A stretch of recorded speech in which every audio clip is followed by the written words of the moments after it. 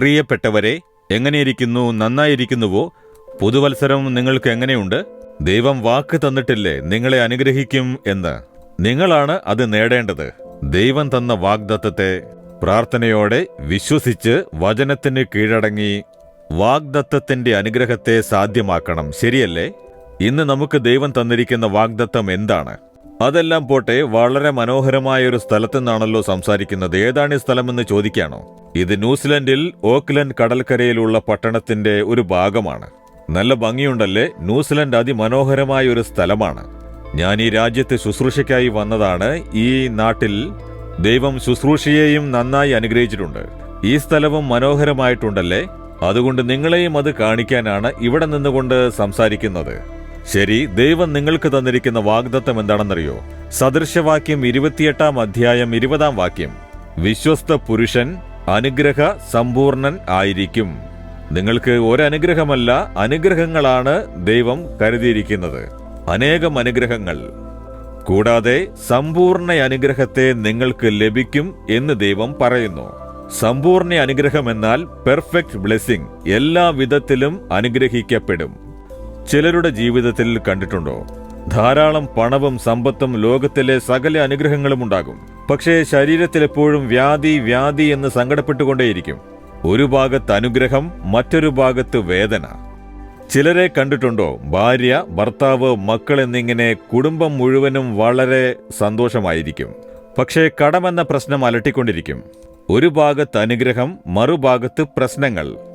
ചിലര് പറയും ശുശ്രൂഷ നന്നായിരിക്കുന്നു, പക്ഷേ പല ഉപദ്രവങ്ങളും വന്നുകൊണ്ടേയിരിക്കുന്നു. അത് മുൾച്ചെടികൾ പോലെ ഞങ്ങളുടെ സഭയിലും ശുശ്രൂഷയിലും ഒരാൾ ഞങ്ങളെ കഷ്ടപ്പെടുത്തിക്കൊണ്ടേയിരിക്കുന്നു. അതിനാൽ എപ്പോഴും പ്രയാസങ്ങൾ ഉണ്ടാകുന്നു. ആ അനുഗ്രഹത്തെ ഞങ്ങൾക്ക് സമ്പൂർണ്ണ സന്തോഷത്തോടെ അനുഭവിക്കാനാവുന്നില്ല എന്ന് പറയും. ഇങ്ങനെ ഏതെങ്കിലും ഒരു വിധത്തിൽ അനുഗ്രഹം ബാധിക്കപ്പെട്ടിട്ടുണ്ടാകും. ദൈവം എന്താണ് പറയുന്നത്? സമ്പൂർണ്ണ അനുഗ്രഹം, നല്ല ശരീര സൗഖ്യം, ആത്മീയ ജീവിതത്തിൽ അനുഗ്രഹം, ലോകത്തിലെ കാര്യത്തിൽ അനുഗ്രഹവും സുരക്ഷയും, ഒരു പരിപൂർണ സന്തോഷത്തോടെ അനുഭവിക്കുന്ന അനുഗ്രഹം. അതാണ് യഹോവ വാക്ക് തന്നിരിക്കുന്നത്.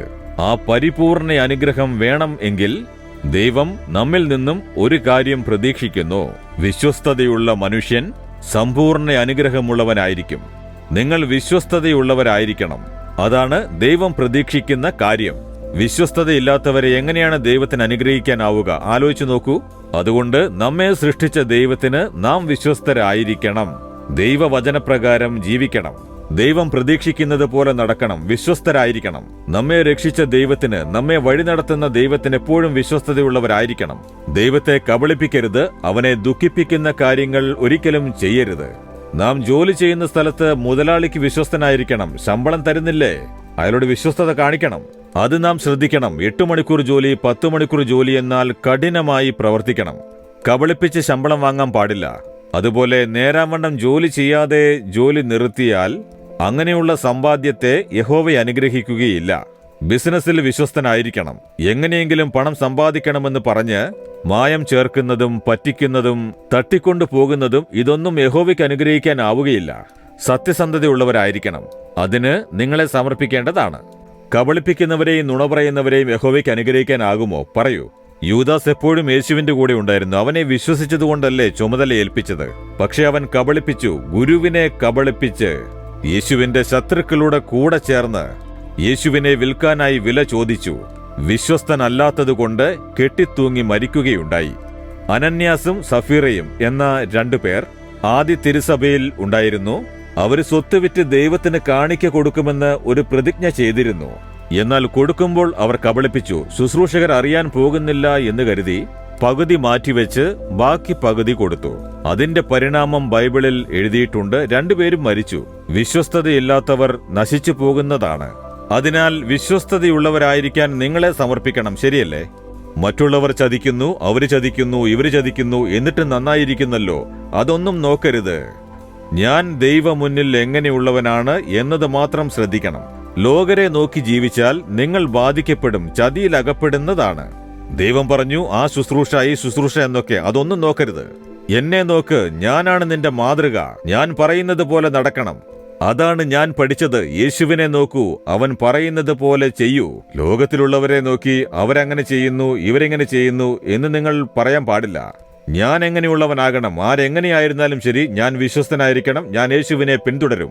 അവൻ പറഞ്ഞതുപോലെ ചെയ്യുമെന്ന് വിശ്വസ്തത കാണിക്കൂ. യഹോവ നിങ്ങളെ എല്ലാ വിധത്തിലും അനുഗ്രഹിച്ച് സമ്പൂർണ്ണ സന്തോഷമുള്ളവരാക്കുന്നതാണ്.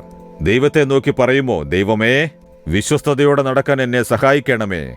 എല്ലാ വിധത്തിലും വിശ്വസ്തയോടെ ഇരിക്കാൻ എന്നെ സമർപ്പിക്കുന്നു. ഞാൻ എപ്പോഴും ഇരിക്കുന്ന സ്ഥലത്തും എന്നെ വിശ്വസിക്കുന്നവർക്കും വിശ്വസ്തതയുള്ളവനായിരിക്കും. അതിനെന്നെ സമർപ്പിക്കുന്നു. അതിനുള്ള കൃപ തരയണമേ. സത്യമല്ലാത്ത എല്ലാറ്റിനെയും എന്നീ നകറ്റണമേ. യേശുവിന്റെ നാമത്തിൽ പ്രാർത്ഥിക്കുന്നു. ആമേൻ, ആമേൻ.